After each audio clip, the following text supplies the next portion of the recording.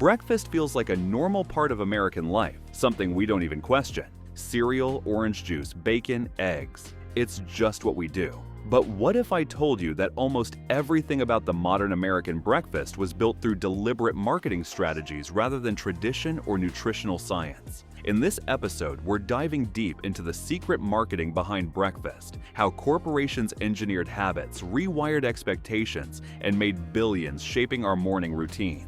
For most of American history, breakfast wasn't a structured meal. In early colonial times, people often ate leftovers from the night before, bread or nothing at all. Farmers ate heavy food because they needed calories for labor, but the average citizen didn't sit down for a morning feast. The idea of a large, organized breakfast just wasn't a thing. Most Americans didn't call anything the most important meal of the day.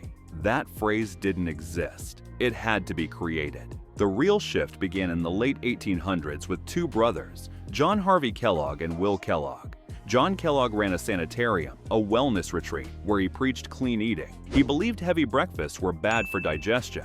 One morning, the Kellogg brothers accidentally left cooked wheat sitting out, and it hardened. When they rolled it flat, it produced flakes, the first cereal. They marketed cereal as a health food, and this single invention cracked open a billion-dollar industry. But here's the key. The health claims were mostly promotional, not scientific. This story takes a twist when one of the most influential marketers in history enters the picture, Edward Bernays, known as the father of public relations. In the 1920s, Bernays was hired by a meat company that wanted to sell more pork.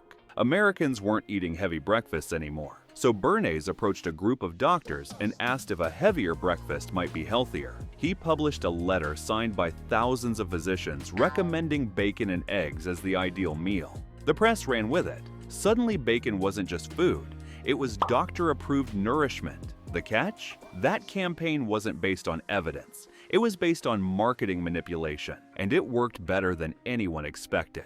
Now let's talk about the famous phrase. Most people assume it came from medical experts, but its first widespread use came from cereal companies. In the early 20th century, cereal manufacturers paid for nutritional campaigns, pushing breakfast as essential for brain function, productivity, and child development. Schools were targeted, parents were targeted, newspapers ran sponsored articles disguised as journalism. By the 1940s, the phrase felt like common sense, but it was actually an advertising win. As cereal grew in popularity, companies added more sugar to appeal to children. In the 1960s, the sugar industry funded research to shift blame away from sugar and onto fats. For decades, cereal companies successfully marketed highly sweetened products as part of a balanced breakfast, even though many cereals were nutritionally closer to candy. The phrase worked because they always showed cereal alongside eggs, fruit, toast, and juice, implying cereal was just one piece of a healthy meal. Orange juice didn't escape marketing manipulation either. In the mid-1900s, orange growers needed demand. They hired advertisers who created the idea that Americans needed vitamin C in the morning. Just like cereal, orange juice wasn't driven by nutrition. It was driven by supply. The truth: whole fruit is healthier, but marketing had already reshaped breakfast plates nationwide. Now we live in a world where breakfast is a giant machine. Cereal industry, juice manufacturers, fast food chains, coffee companies, frozen breakfast foods, supplement brands. Morning is the most valuable time slot for food advertising. Why? Because habits repeat daily.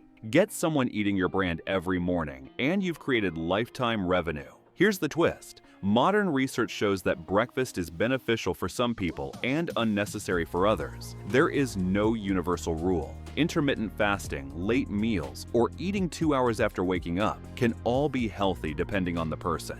The idea that breakfast is mandatory was never rooted in biology. It was rooted in branding. If you found this breakdown eye-opening, share this video with someone who still believes breakfast was built on pure science. Don't forget to like, comment, and subscribe for the next episode, where we dig into another everyday truth with a hidden past you won't see coming.